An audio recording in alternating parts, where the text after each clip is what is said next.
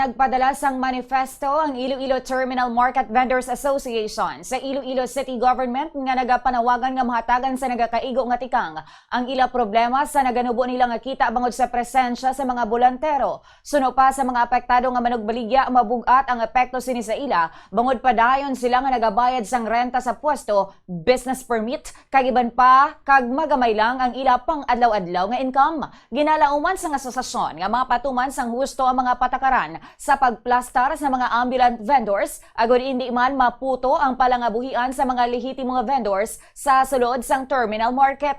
Kasunod sinigin pa siguro sang head sang Local Economic Enterprise Office o LEEO nga si Maricel Mabakyaw nga ila aktuhan gilayon ang ginapangabay sa mga manugbaligya. Suno pa sa ila nga pagabalansehon ang ila nga mangintikang agud wala sang tuman nga maapektuhan sa desisyon nga iga patuman. Pinasughan pa kung ano din ang atong sila nga solusyon.